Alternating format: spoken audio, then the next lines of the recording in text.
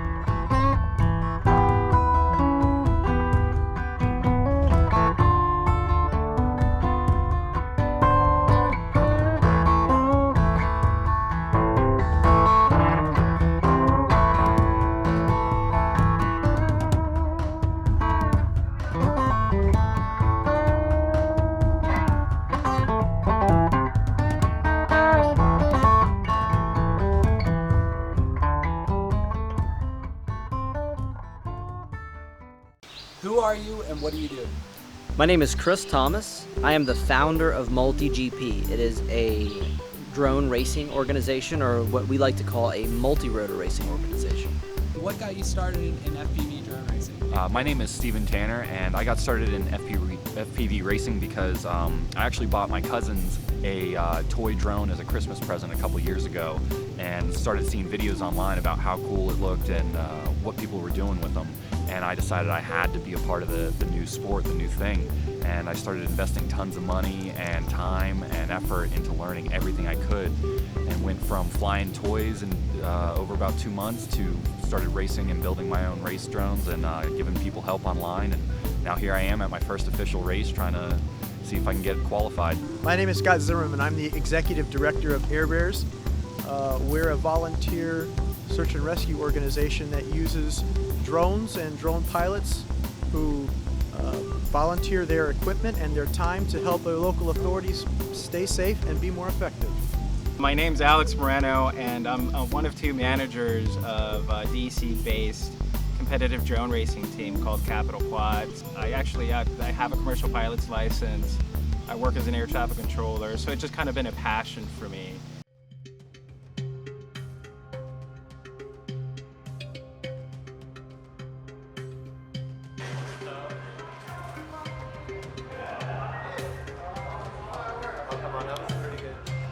I'm stuffed up right now. So the course swings flat until they pull that off. You'll be able to pick up the course back on the left-hand side. You'll see where it picks up from there.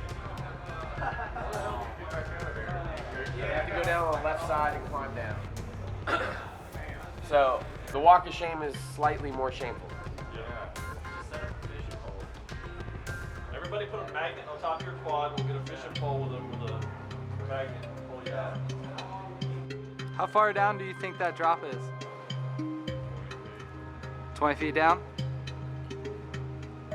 How many quads do you see going down in there tomorrow?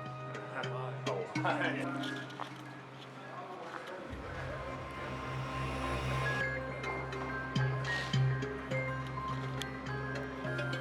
yeah, this is what I'm thinking. No question about it. So do you see more people going down in that big drop off, or do you see more people hitting here? Probably here. This is a limbo. If they make it through that. Depending on the speed, we were flying 25 milliwatt earlier on a little light drone, and I had like a fairly crappy video there, and I got it right back on the other side. So at 200 milliwatts, it's definitely flyable. There's a little rock step on both sides. I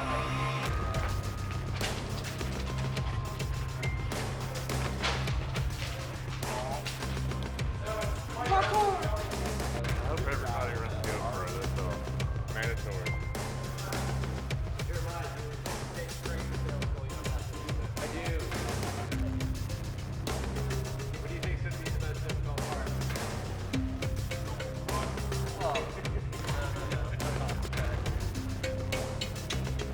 What's been the success rate of 65 laps? Oh yeah, no, earlier today, I mean, guys, we had a little bit of lightning here, but I mean, guys were completing lap after lap. Yeah. You got another one? Yeah. So that's it.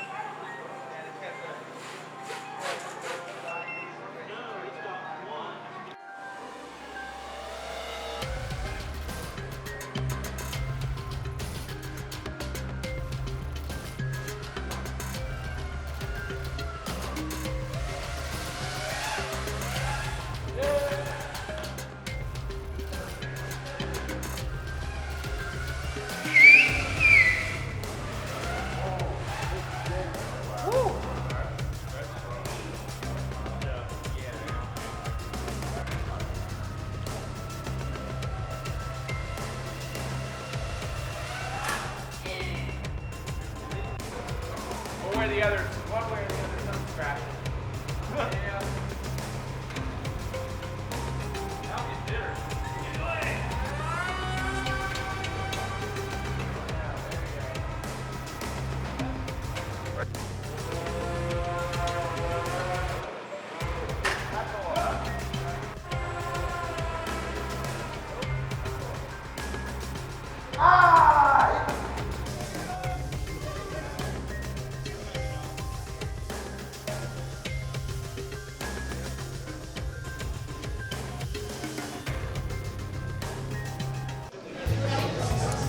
So, what's your name, where are you from, and how did you get into FPV? Name is Brian Banks. I live in Newark, Delaware, and I got into FPV from watching videos really on YouTube. I saw some FPV for the first time, and I was blown away by how unique it was as a flight experience, and I love flying in all the forms. So I got started by just buying a couple of little cameras and attaching them to little planes that I had, and then decided to build a multi-rotor and set up the FPV system on that, and the rest is just taken off. I'm Matt Reynolds, and I'm actually one of the guys at Stone Blue Airlines. I build most of the custom builds that are coming out of the shop, and I'm also running the business with Jeremiah.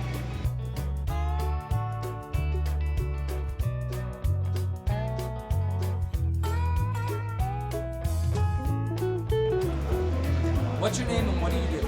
My name is Dalton Grover, and I deal with channel partner development with Thrust UAV and its mother corporation, PCS Adventures. So, tell me about the Riot 250 Pro, and why should people buy it? There's so many other drones on the market. Right. What makes your product better than those that are out there already? I would say that this is ready to fly out of the box. So it's an ARF version, which means almost ready to fly. And anyone that's looking to get something but maybe is a little scared of getting one that they have to configure themselves, all you have to do is get a radio and goggles and add it to this, and you're ready to go. And I think that's one of the biggest benefits. Thank you for your time, Dalton. Awesome, thank you.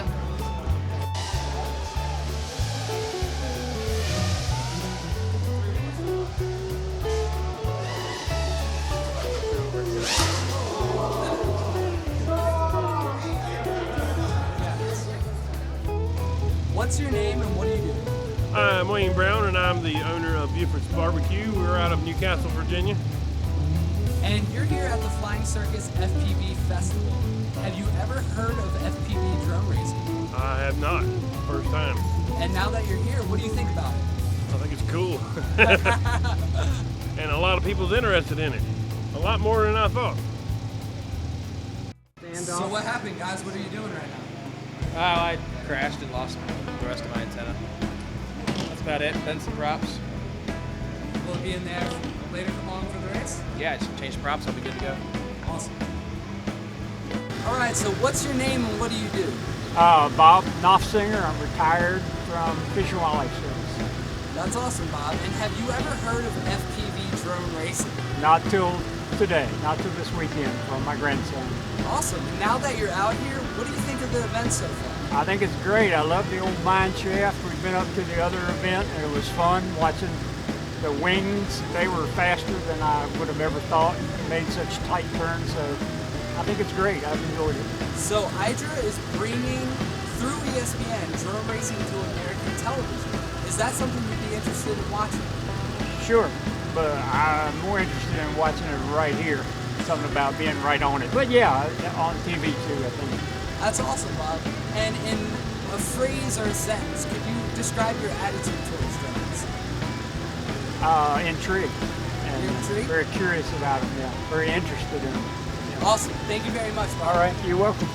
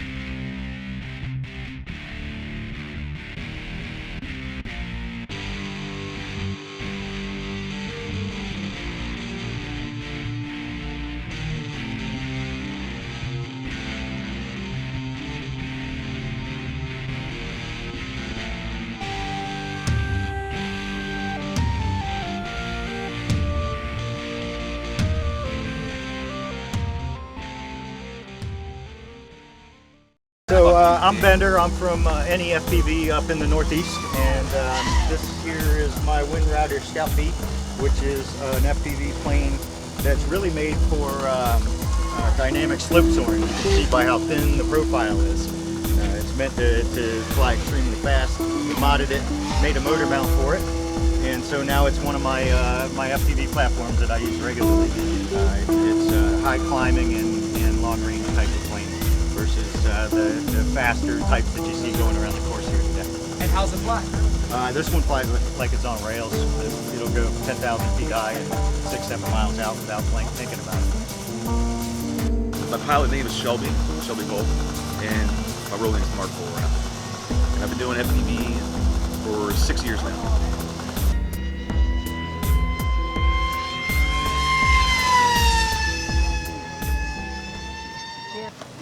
What's your name and what do you do? My name's Steve Bennett, local elected official, self-employed, lived here all my life. So we're here at the Flying Circus FPV Festival. This is your land. How did all this come about? It all got started with 2 grandsons and 3 little teeny drones playing with them. One thing led to another. I decided that we were having so much fun flying them, we were going to build a little obstacle course. Went online and ran into drone racing, and I think I understood it because we used to run late, our family did, right? We ran late model dirt for years, so I understood the whole mentality of racers. And our little park, if we were going to race drones, I realized it had to be a good bit bigger. So we finally ended up in this field. It's part of our company's timberland. We're a forest products company. When we bought this tract of land, this little field came with it. So one thing led to another. Met Jeremiah with Stone Blue. He wanted to sponsor an event. And it's the first time it's ever been done in the state. I handled a lot of the on-the-ground part. Of course, Jeremiah did all the arrangements. And then we have another lady with our Economic Development Authority. She handled a lot of it too. So I didn't really know what to expect. I knew we were going to do something.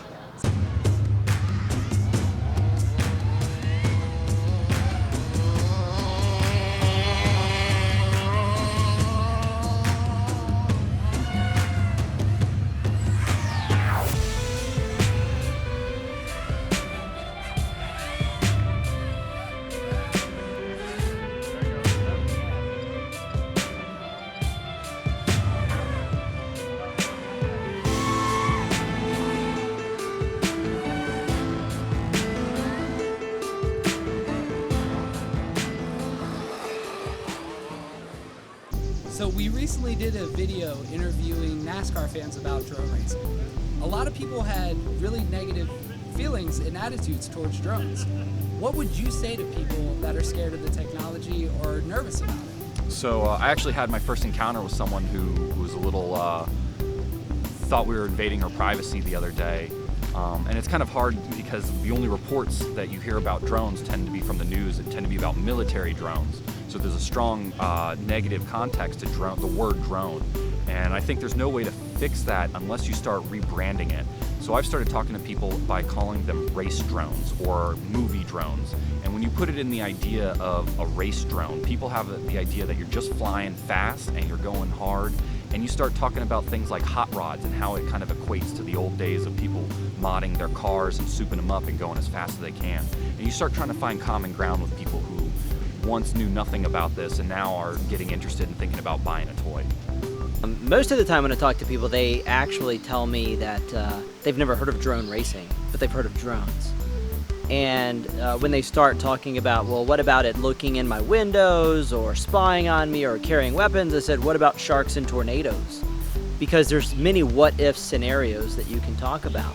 The fact is, radio-controlled airplanes are drones, and radio-controlled airplanes have been around for over 70 years. They can carry payloads, you can operate them remotely. So the technology has been around for a long time, but it's not being used for bad activities. You can use anything for bad activities. Well, you know, it's not their fault, because really a lot of this negative perception is being, it's being overblown by the media. They like to talk, the recent story about the airliner over in England that said I hit a drone and it turned out to be a plastic bag. That doesn't help. It's all about education. When people find out what the real story is and how organizations such as mine are using this technology to benefit people, then they'll turn around. So when it comes to drones, anything that flies with a camera on it, yeah, I've had run-ins with people, and I explain to them, have you ever been in a plane? Yes, I have, okay. Have you ever looked down on the ground and seen everybody on the ground? And they're like, yes. I'm like, well, that's all we see, but it's even worse. You're pin dots, we can't see you. We're not flying around and spying your windows. Because first of all, we can't. Our videos don't allow us to do anything like that. So it's such a misconception and a misunderstanding about drones. Drones are good. This technology is not going anywhere. What do you say to people when you tell them you're in the drone industry and they have a negative attitude towards the technology? Right. No, that's actually a great question. Our company actually released a digital learning app called Dronology to help, eliminate those negative connotations. But what I tell people personally is that unfortunately the only stories they're hearing are the negative ones. No one ever covers good drone stories. They can be used in so many different ways. They're going to be used to transport blood plasma to Africa. They're going to be used in package transport everywhere, to fight wildfires, to do topography. I mean, the options are endless. So that's what I tell them. I focus on the positives.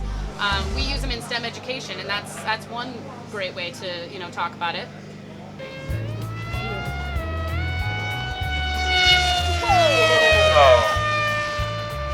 I think you cut the grass on that one. Again, ladies and gentlemen, this is a 10-minute repair job on a plane that's pretty much broke in half and spread all over the field. Not a bad job, people.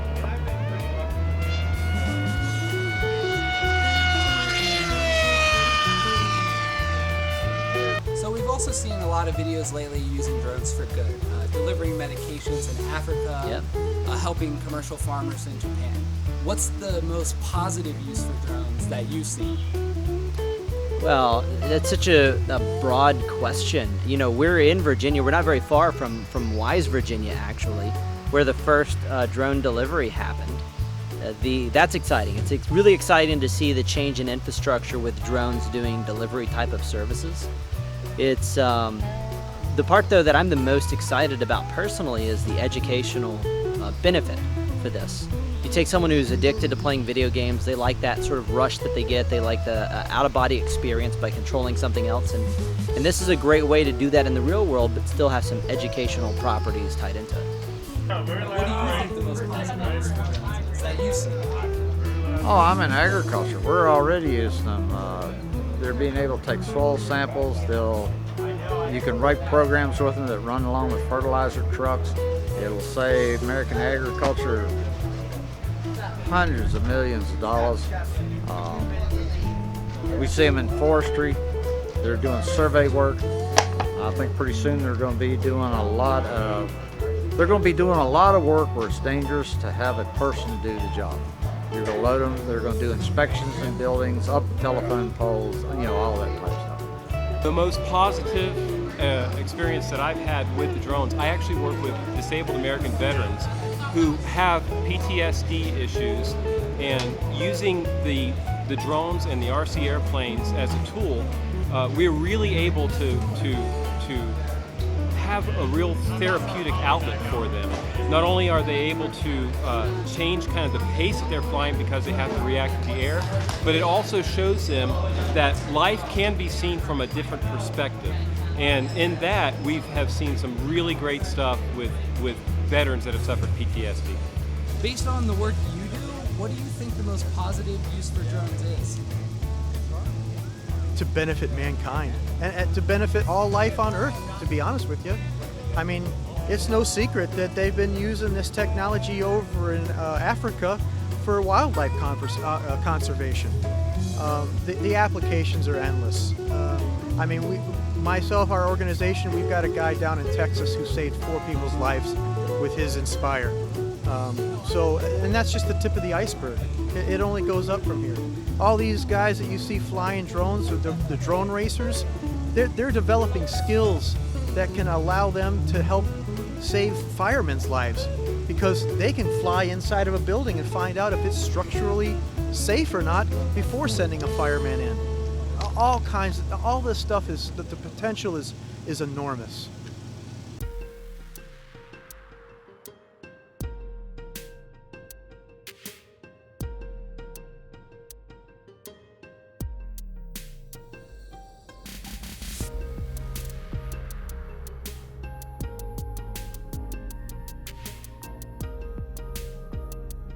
So you know Alex Greaves. Most people on the internet know him as Ivy Crazy.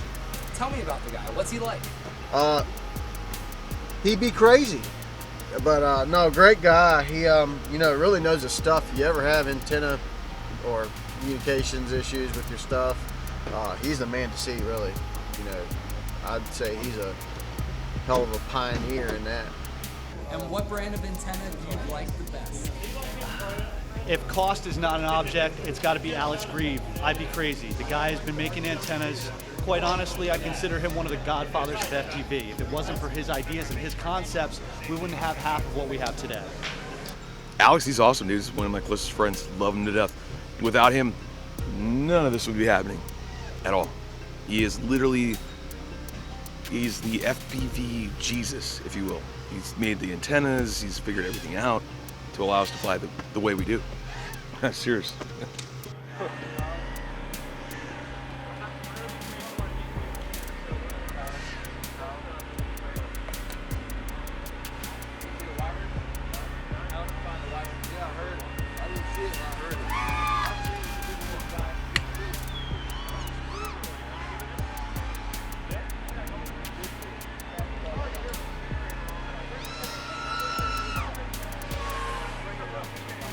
We lost an airplane a mile up the mountain that way, and I got my ground station out, I got the video feed, got the coordinates, and we went and hiked for it. It took you a couple hours, right? 2.5 almost. You can't navigate that terrain easy. He was losing hope. He's like, man, we're 1,900 feet away. About 10 minutes later, 1,800 feet. It's like, oh my, it's like, he started to lose heart. He's like, well, maybe, I don't know, when there was like 80 feet.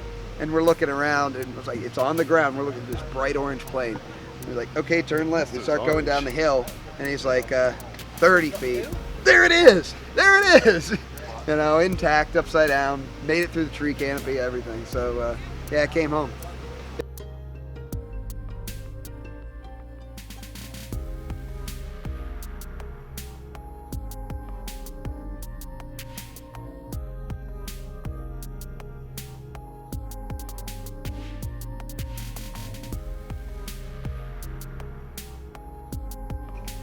I love the pursuit of knowledge, and it's only a matter of time before that pursuit finds another business interest. I'm an engineer, I'm not a businessman, but I started a business because I discovered a technology the world could use, and I was able to figure out a way to bring it to the spotlight and bring it to market. So that's been great.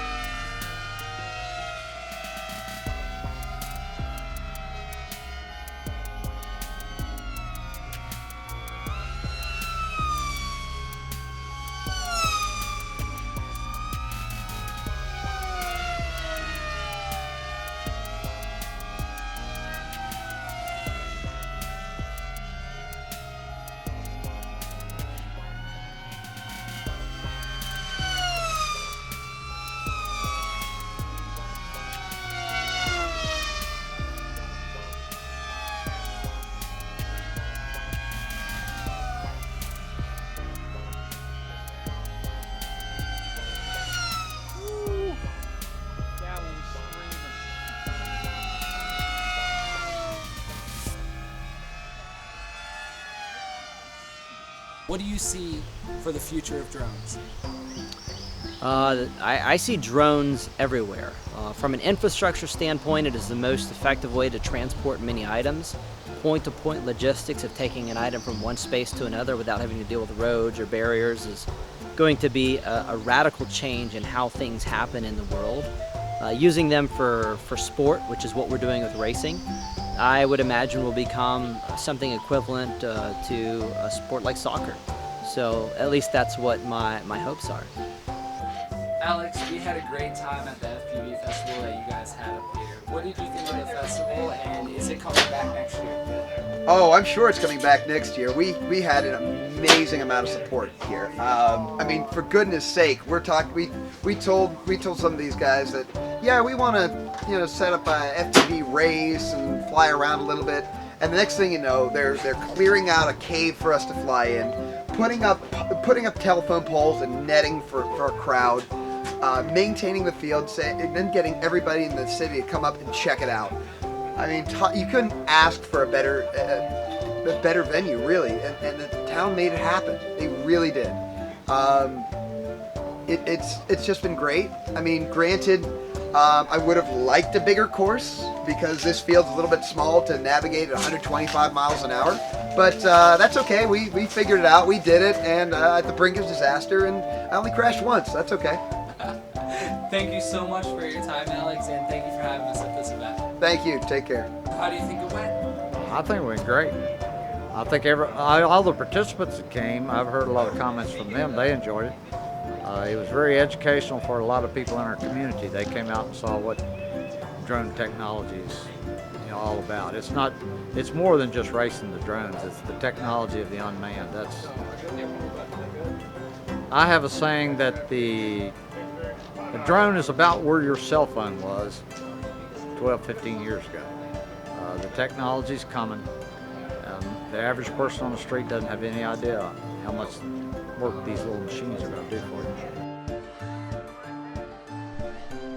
I went to the mountains of Virginia not really knowing what to expect. I thought I would do a video about drone racing.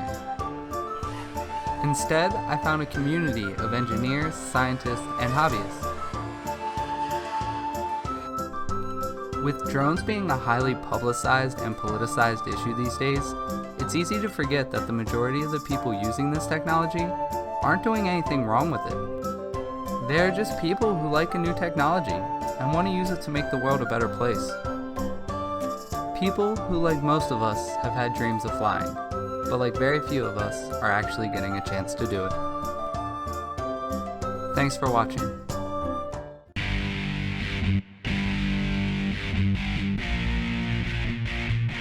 Two trees. I was out of a farmer's field. There's two trees, and it just dumb luck split through the trees, and then because you can see like nobody's home, nobody's home, nobody's home.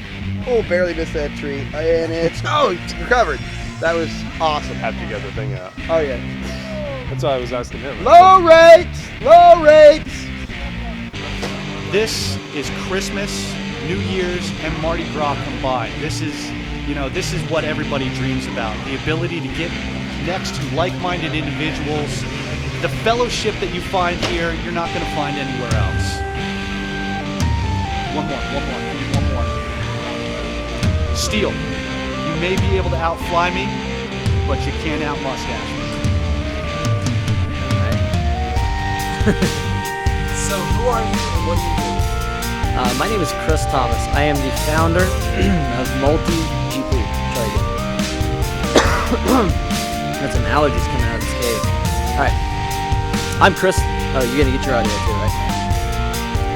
When he needs someone to volunteer for when I don't want to pilot, you gotta volunteer. Are we alive? Yeah, we're live. And no flaring and stuff. No, Awesome. Have you ever given before? Small ones, but nothing. Oh, this is a small one. Don't worry. It's just like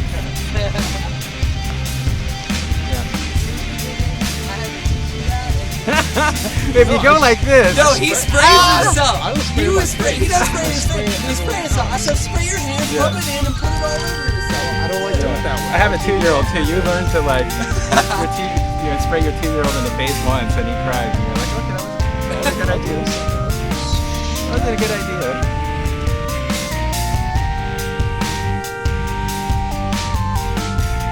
It's cold, man. It's cold out here. That's how hard it is, man. God damn it, Matt. This better? Don't let him. Yeah. All right. Photoshop them.